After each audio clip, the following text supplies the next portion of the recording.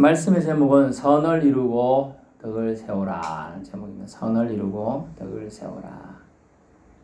그리스도인의 덕목과 우리 주 하나님의 품성 몇 가지가 오늘 본문 말씀에 나옵니다. 그리스도인의 덕목은 한마디로 말하면 예수 그리스도를 본받는 삶이죠. 그리고 하나님의 품성, 즉 속성의 은혜 아래 사는 것입니다. 그것이 그리스도인 덕목이죠. 1절 믿음이 강한 자라고 되어 있는 마땅히 약한 자의 약점을 담당하여야 한다. 있어요. 영어로 보니까 bear 하면 우리는 곰 영어 생각 영어 근데 그건 이제 다른 뜻이 참다는 뜻이 있죠. 믿음이 약한 자의 약점을 참아줘야 한다. 근데 영어로 보니까 또 그 앞에 ought to라는 단어를 써요. ought to bear. 참아줘야 하는데 강제성이 있는 ought to예요. 뭐뭐 have to. 영어 옛날에 중학교 때 생각해 보세요. 뭐뭐 해야만 한다, 그죠? 예, 그거 ought to 의무로 들어갑니다. 의무. 믿음이 강한 자, 약한 자 약점을 담당, 대신 져 주어야 한다는 뜻이에요. 의무적이죠. 제가 이제 군대에 있을 때 저도 몸이 약하지만 덩치 큰 애가 군장을 못 메고 갈 때 제가 대신 매졌다. 제가 키가 요만큼밖에 안 되는데 걔는 180인데도 그 자기 짐을 못 지고 가서 제 짐을 지니까 요까지죠. 그거다가 한 개 더 옮긴 거예요. 이렇게 제가 가는 거예요. 이게 이제 고참과 신참의 차이예요. 고참은 약해 보여도 다 해내는 거예요. 옛날 그런 걸 다 겪었기 때문에. 근데 신참은 덩치는 커도 갓 군대를 들어왔기 때문에 그걸 감당할 뻑심이 없는 거죠.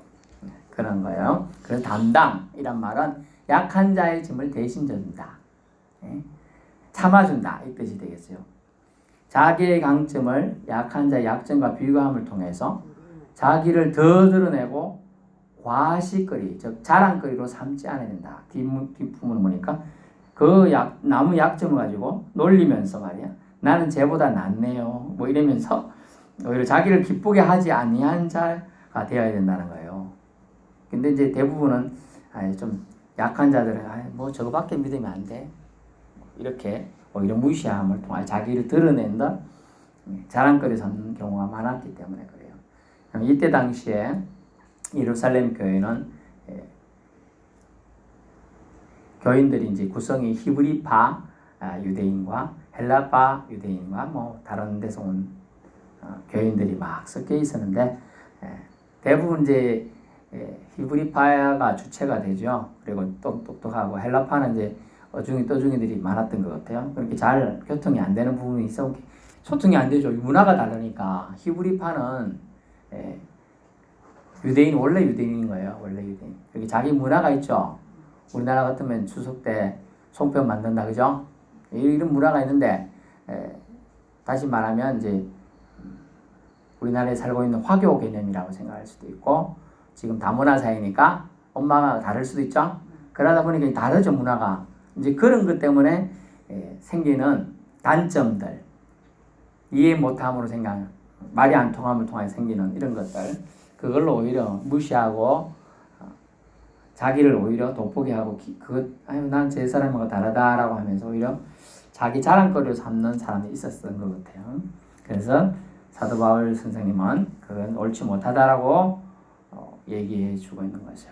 그래서 이것이 비슷한 내용이 이제 7절에 나오는데 그러므로 그리스도께서 우리가 완벽해서 하나님이 우리를 받아준 게 아니고 예수님도 우리를 연약한 말 알기 때문에 대신 짐을 져서 하나님께 영광을 돌리도록 하셨다라는 거예요. 7절. 그러므로 그리스도께서 우리를 받아 하나님께 영광을 돌리신 것 같이 너희도 서로 받아라. 저 약점을 감당해라. accept라는 단어를 썼어요. bear, 참다, 참아준다, 대신 전다, accept, 받아준다, 수락하다, 수용하다 이런 의미들이 있겠습니다. 2절 우리 각 사람이 이웃을 기쁘게 하되 여러분이 이웃을 기쁘게 하는 거 정말 여러 가지가 있겠죠. 이웃이 먹을 거 없는데 먹을 거 나눠주는 것도 있고 저분이 강냉이를 좋아하면 강냉이 하나 더 주면 좋죠. 꼭 찍어 이호 좋아하시죠? 꼭 찍어 이호 안 좋아해요? 이호 몰라 이호? 야쿠르트 같은 거 이유잖아. 그 이유 안 쓰겠어? N요? 응. N년지 이어지 뭐. 좋아하는 사람 한 개 더 챙겨주고 이제 그런 거 그래서 이웃을 기쁘게 할 수 있어요. 근데 기대 안 했는데 아유 병원에 가는 난 무섭다. 혼자 어찌가 하노 이런데 그래? 내가 내일 시간 내서 같이 가줄게. 그것도 이웃을 기쁘게 하는 거예요. 기쁘게 할 수 있어요. 원하는 걸 해주는 거죠. 그런데 잘 보면 이웃을 기쁘게 하되 선을 이루고 덕을 세우라 이렇게 되어 있습니다. 그러니까 이게 여러분이 그냥 밋밋하게 한글 번역 이렇게 되어 있기 때문에 그런 같다 이렇게 받아들이시면 그렇지 않아요. 우리 각사님 이웃을 기쁘게 하되 조건절이에요. 선을 이루고 덕을 세우도록 할지니라 되어 있어요. 그래서 이 말은 뭐냐면 하되가 조건제시이기 때문에 이웃을 기쁘게 하는 것보다는 더 급한 것은 선과 덕이 중요함을 말하고 있어요. 그러니까 기독교는 신본주의를 전제하기 때문에 이웃을 기쁘게 하는 것, 이웃 사랑이죠, 그죠? 그걸 하지 말라는 게 아니에요. 신본주의를 전제로 해서 하나님 사랑을 먼저 하고 그다음에 인도주의 차원에서 이웃 사랑을 해야 한다는 것을 얘기하고 있는 거예요. 데살로니가전서 2장 4절을 나중에 참조해 보시고. 그래서 이웃을 기쁘게 하는 건 또 그러면 뭐냐? 여러분이 할 수 있는 이웃을 최고로 기쁘게 하는 게 뭘까요? 맞습니다. 예. 예수님 사랑. 이웃을 사랑하는 사람, 이웃을 기쁘게 하는 최고의 방법은 예수님을 전해주는 거예요. 근데 사람들이 시기 질투 나가지고 나는 구원받고 저 사람 지옥 갔으면 좋겠어요. 그게 안전하는 거예요. 그때 사도 바울 당시에도 그랬다는 거예요. 일부러 안전했다는 거예요.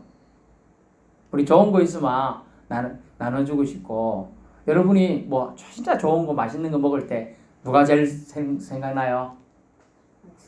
아이고 극하면 안 되는데 너무 정답 말하지 말고 자기 집에 만약 자녀가 있으면 자녀 그죠? 제일 좋아하는 자녀 남편 있으면 남편 또 그러니까 뭐 먹을 때 이걸 누가 이거 나하고 누가 같이 먹고 싶다 그죠? 이거 누구 주고 싶다는 생각이 드는 거 그게 이제 사랑이라는 거예요. 사랑인데 그 사랑을 최고로 주는 사랑을 주님은 그들에게 예수 그리스도의 복음을 전해주는 거죠. 복된 소식이잖아요. 예수 믿으면 구원받습니다. 예수 믿으면 천국이 있습니다. 예수 믿으면 미래가 우리 육체의 죽음과 같이 끝나는 것이 아닙니다.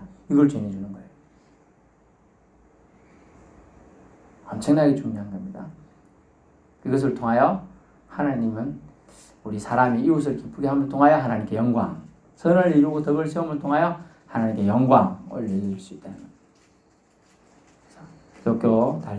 기독교는 신본주의를 전제함을 통하여 인도주의를 지향한다. 3절 주님을 비방이 이렇게 표현되어 있는 3절 그리스도께서도 자기를 기쁘게 하지 않으셨나니 예수님께서도 자기가 기뻐할 일은 이 땅에 있는 동안 하지 않았어요. 그랬다면 하루에 예수님이 하신 표현이 뭐라고 나오냐 인자는 머리 둘 곳도 없다 그랬어요. 그만큼 하루 종일 당기는데도 뭐 이렇게 한 공간 차지해서 누울 공간도 없을 정도로 그래서 앉아서 주무실 때가 많았어요. 예수님. 그만큼 사람들이 많이 찾아온 것도 있었지만은 잠자리 불편한데 잘 때가 왜? 자기를 기쁘게 하는 것보다 하나님을 기쁘게 하는 게 너무나 긴박하고 급하고 중요한 일이었기 때문에 그 일을 위해서 또 발이 부르트도록 주님은 사망을 걸어서 횡단해서 이쪽 동네에서 저쪽 동네로 저쪽 동네에서 저쪽 동네로 곤양에서 서포로 서포에서 삼천포로 삼천포로 진주로 거제도로까지 간 거예요. 왜? 사랑 때문에. 그래서 주님은 자기를 기쁘게 하지 아니하셨나니 기록된 바 주를 비방한 자의 비방이 내게 미쳤나이다 함과 같으니라 이렇게 되어 있습니다. 그래서 주님은 이 땅에 사는 동안 그리스도인의 고난을 주님은 있을 걸 상징적으로 나도 고난 받았으니 너희도 고난을 받을 것이다. 그래서 고난 없는 영광이 없다는 말은 진리의 표현이 되겠습니다. 고난 없는 영광. 고난을 인내로 하나님의 영광을 이루는 것 또한 덕목이라는 걸 알 수가 있겠습니다. 5절 하나님의 인생을 향한 품성의 이제 은혜가 몇 가지 나오는데요. 5절부터 첫 번째는 인내와 위로의 하나님의 표현이 나오네요. 인내와 위로의 하나님이 있죠. 그리스도 예수를 본받아서 서로 뜻이 같게 하여 주신다. 인내와 위로의 하나님께서 내 혼자 신앙생활 하는 것 같으면 좀 오래 할 것 같은데 안 그래요. 한 이틀 지나면요. 온갖 유혹이 들어오면요. 못해요. 그런데 같이 하도록 해준다. 동력자를 붙여주신다. 그래서 뜻이 같아야 그게 가능해요. 여러분 여기 거의 다 어르신들인데 옛날 여러분 혼자 세상을 살아가면 살겠어요. 무인도 갖다 놓고 물고기도 한두 번 먹지. 계속 먹어봐야 지겨워서 못 살아요. 근데 같이 가갖고 막 집단 이주하고 이런 게 같이 살아갈 수 있는 거죠. 그래서 본문에 그리스도를 본받아서 서로 뜻이 같게 하여 하나님이 살아가도록 해주신다. 한 뜻이 되면 한 입이 되고 한 마음이 되어서 하나님 곧 우리 주 예수 그리스도의 아버지께 영광을 돌리게 하려 하심이라. 6절 한 마음과 한 입으로 하나님 곧 우리 주 예수 그리스도의 아버지께 영광을 돌릴 수 있게 된다는 거죠. 그래서 교회의 일치를 얘기하고 있어요. 교회는 일치된 힘이 있을 때 교회가 부흥하고 성장하고 성숙이 되었습니다. 그래서 부흥 성장과 성숙은 똑같지는 않지만 거의 비슷하게 맥락은 가게 됩니다. 교회의 일치, 세상의 빛과 소금으로서 진리의 기둥이 되기 위해서는 또한 일치의 목적은 하나님께 영광을 돌리는 것이죠. 예, 일치, 저 기본은 강한 자가 약한 자 약점을 담당함을 통하여 교회가 14장 로마 14장의 약점을 비난적 갈라가지고 무너뜨리는 것도 사탄의 계략이라는 것이죠. 그래서 교회에 분파가 되어서 생기는 것 사실은 다 사탄의 계략에 의해서 생긴다. 그 시험에 넘어가면 안 돼요. 어느 유명한 목사님이 이제 교회를 이제 개척해서 한 10가정 통하여 시작을 하려고 했더니 이러저런 비난들이 일어나는 것이죠. 이 정도면 된다, 안 된다. 이런 반대도 있을 것이고요. 또 교회 우리의 말 목사님 뜻 안 되는 사람들은 다 내치고 우리끼리 다시 시작합시다. 이런 말도 막 있을 거예요. 근데 잘 묵상해 보면 하나님의 뜻은 성도들의 마음이 나뉘는 것은 아니라는 거예요. 뭐예요? 일치된 마음으로 하나님을 섬기는 게 목적이죠. 생각은 다를 수 있겠습니다. 생각은 다르죠. 다를 수도 있어요. 하지만 일치된 마음과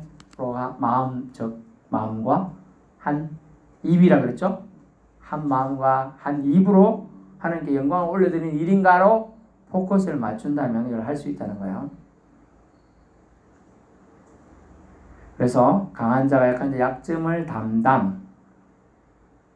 지고 가는 것은 하나님의 뜻임을 알 수 있다. 이 지라는 뜻이 헬라어 원어는 뭐냐고 하면 지붕이 지금 천장이 무너지려 하는데 이래가지고 받치고 있는 거예요. 이걸 지는 거예요. 그래서 헬라어 원어는 뭐뭐 아래라는 뜻을 써요. 뭐뭐 아래. 성도는 세상의 아래에서 받치고 있는다.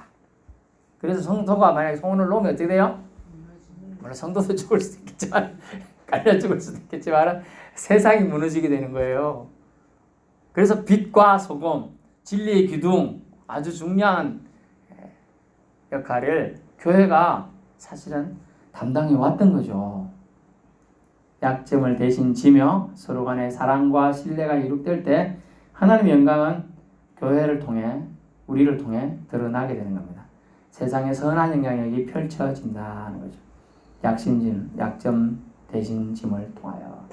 그래서 성경은 예수님 그리스도 그렇게 말했죠. 예수님께서는 너희가 형제에 대하여 존중하며 나갈 때 서로 세상 사람들이 너희를 부러움으로 보게 될 것이다. 부러워하게 된다. 와, 교회 사람들은 저런 상황에서 때로 보듬어 주네. 이렇게 보게 된다는 거죠. 보통 사람들은 세상 법에 호소하고 막 사고치고 주먹질 날라가고 이러는데 교회에서는 그러지 않는다. 도로 악수하고 포옹하고 안아주고 격려해 주더라는 것이죠. 8절 하나님의 속성, 하나님의 진실하심이라는 단어가 나옵니다. 8절 내가 말하는 그리스도께서 하나님의 진실하심을 위하여라고 되어 있어요. 하나님은 진실하십니다. 그리스도께서 하나님의 진실하심을 위해 할례의 추종자가 되셨습니다. 그리스도 할례는 원래 구약의 율법의 수단으로 활용되었던 건데 약속의 자녀다라는 뜻으로 유대인들의 남자들에게만 행해졌던 거예요. 그것을 표를 통하여 이 사람들이 유대인이고 하나님 백성이다라는 증거가 되었어요. 그런데 예수 그리스도 이렇게 할례의 추종자가 되었다는 표현은 웃기지만은 그래서 할례를 존중해 줬다는 거예요. 예수님 반대하진 않았어요. 너희는 하나님 백성의 상징임을 말하기 때문이죠. 결국은 이런 구약의 언약은 그리스도가 오심을 통하여 약속을 중히 여기시는 하나님의 진실하심을 반영했다는 거예요. 하나님의 진실하심의 반영으로 그리스도께서 이 땅에 오셨다는 거죠. 예수님이 구약은 뭐라고 했어요? 오실 예수님에 대한 기록이라고 그랬어요. 구약은. 그리고 신약은 오신 예수님에 대한 기록이에요. 구약, 옛날 약속, 예수 그리스도를 복음으로 여러분에게 인생들에게 보내주시겠다. 그 약속이 구약이거든요. 그래서 우리 예수님 믿는 사람들은 하나님 믿는 사람들은 하나님 백성들은 구약 말씀 잘 먹고요. 신약 말씀 잘 먹고 소화할 수 있길 축원합니다. 잘 먹어야 돼요. 그래서 성경 말씀을 먹는다. 그래서 양식이라 그래요. 양식. 우리 양식이 뭐가 있죠? 빵, 그죠? 국수, 또 쌀, 그죠? 강냉이 이런 거 다 양식이잖아. 먹는 거잖아요. 이걸 먹는 것처럼 구약, 신약 말씀을 잘 먹어야 잘 듣고 영의 양식이 되면 여러분 영원히 사는 거예요. 세상 종교는 영원이 없어요. 말로는 뭐 극락이 있다 하는데 다 뻥이에요. 다 여기서 기독교에서 차용해 간 것들이 거의 다분이고 다른 거는 그냥 없는 걸 만들어낸 거예요. 불교 극락 광생 이런 원래 그런 거 없었어요. 다 만든 거예요. 원래 부처는 그런 말 한 적이 없어요.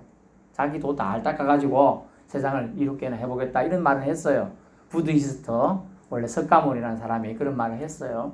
하지만 극락이 있네 이런 얘기를 한 적이 없어요. 그래서 자기들이 제자들이 만든 거거든요. 그러나 예수님은 하나님의 아들로서 하나님 나라에 대한 얘기를 오자마자 선포했죠. 공생애 내내 하나님 나라를 전파해서 회개하라 천국이 가까이 왔느니라 하면서 천국을 전파하셨어요. 하나님 나라 하나님이 계신 곳을 우리에게 알려주신 거죠. 9절 이방인들도 그 긍휼하심을 말미암아 이번 세 번째 하나님의 품성 속성은 긍휼의 하나님이에요. 긍휼의 하나님. 그 긍휼하심을 말미암아 9절입니다. 하나님께 영광을 돌리게 하려 하십니다. 열방에게 그렇습니다. 열방 모든 백성들을 뜻해요. 하나님께서 한 민족을 선택하셨죠. 유대 민족만 하나님 백성으로 삼으셨는데 이제 열방에게 미치게 해요. 그러면 주님이 모든 사람들을 어떻게 긍휼의 눈으로 봤기 때문에 이게 가능해진 거예요. 예전에는 다른 건 이방 족속들은 다 멸망이 된 족속들이라 하나님 선택 안 했겠다. 자식이 아니라 여기서 우리도 가문에 죽겠어요. 뭐 좀 주세요. 하나님이 모른 척 이제는 하면서 다 주신다 그 얘기예요. 그래서 열방에게 10절 주의 백성과 함께 즐거워하며 주를 찬양할 은혜를 열방 모든 족속들에게 주실 것이다. 주셨죠 이제는. 그래서 저는 지금 저 뒤에 지구가 있는데 선교사들 저 많은 지역에 몇만 명이 지금 나가 있고 우리나라에서 파송한 사람만 해도 예수 그리스도의 복음을 들을 수 있는 기회를 주신 거죠. 누가? 긍휼의 하나님이 불쌍히 여기시는 하나님이 우리를 안타깝게 여기시는 하나님이 우리 이방인 우리에게도 그 은혜를 주신 겁니다. 아멘. 13절의 마지막에 나오는 하나님 품성은 소망의 하나님이에요. 소망의 하나님. 12절의 근거에서 보면 인내 그 다음에 이새의 뿌리가 나오죠. 이새의 뿌리를 통하여 열방을 다스리가 일어나신 이가 있으니 누굽니까? 예수님이에요. 그래서 그분이 열방이 그에게 소망을 두리라 하였느니라. 그래서 소망의 하나님 23절 모든 기쁨과 평강을 믿음 안에서 너에게 충만하게 하사 성령의 능력으로 소망이 넘치게 하시기를 원하노라 하고 소원을 이렇게 두고 있어요. 열방이 예수님에게 소망을 둔다. 그죠? 소망의 하나님. 소망의 근거를 제시해 주는 거죠. 그냥 무조건 바라봐라. 바랄망, 바랄소, 희망할 소 뭐 이렇게 준다 그러죠. 뭐 보여야지. 근데 보이는 대상을 하나 선정해 주셨어요. 누구냐? 이새의 뿌리에서부터 나올 예수님이에요. 그래 예수님이라고 이름을 분명히 알려주셨잖아요. 우리가 그 이름을 아는 것과 모르는 사이 차이예요. 어제 우리가 갈 때 버스 안에 탔던 그 사람 있지, 그 사람 누구? 이름 몰라. 그럼 모르는 거예요. 이름을 알아야 돼. 이름을 오늘도 누구 우리 사모님이 전화해가지고 뭐 이렇게 전화 왔더니 이름 뭐냐고. 이름 모른대. 그럼 이름 몰라. 이름 모르면 뭐 추측해 가야 되는 거 알아야 되는 거예요. 이름 말면 그것도 알죠. 근데 예수님이라고 성경의 기록을 다 기록해 주신 거예요. 마태복음에 보니까 우리를 죄에서 건질 자라 예수라 하라. 이름을 딱 정해 주셨거든. 그래서 예수님을 통하여 소망을 주실 걸 소망의 하나님을 우리에게 소개해 주셨습니다. 저희와 여러분에게 소망의 주님은 누구시죠? 예수 그리스도입니다. 예수님 믿으면 천국 갑니다. 지금 귀가 잘 안 들려도 눈이 잘 안 보여도 상관없습니다. 천국 가는 데는 지장 없습니다. 누구 믿으면? 예수님 믿으면 천국 갑니다. 아멘. 마지막 결론의 말씀입니다. 그리스도의 덕목은 그리스도인의 이 땅에서의 가치를 증명해 주는데요. 약한 자의 약점을 대신 지는 것. 이것이 세상 사람들 보기에 가장 전도가 잘 되는 방법이긴 해요. 그리고 이웃을 기쁘게 하도록 돕는 것이죠. 그러나 무엇보다 선을 이루고 덕을 세움을 통하는 하나님을 영광을 드러내는 것이 우선적임은 또 잊지 말아야 돼요. 최우선순위는 하나님께 영광을 올려드리도록 우리가 선을 이루고 덕을 세워야 한다. 하나님의 덕을 세워야 돼요. 오늘 알려주신 하나님 품성은 인내와 위로의 하나님이었습니다. 그래서 뜻이 하나 되게 해주셔요. 그래서 인내와 위로의 하나님 만나면, 그리고 하나님의 진실하심을 만나면 말씀의 성취를 통해 메시아 그리스도를 보내주심을 그 사랑을 깨닫게 됩니다. 긍휼의 하나님은요, 나에게도 이방인인 나에게도 하나님 믿고 구원 은혜 주셨다는 걸 알 수가 있어요. 소망의 하나님께서는 모든 기쁨과 평강을 믿음 안에서 충만하게 주신다 하셨습니다. 우리에게 알려주신 하나님의 품성을 우리 삶에서 저와 여러분 모두 체험할 수 있기를 축원합니다. 기도하겠습니다.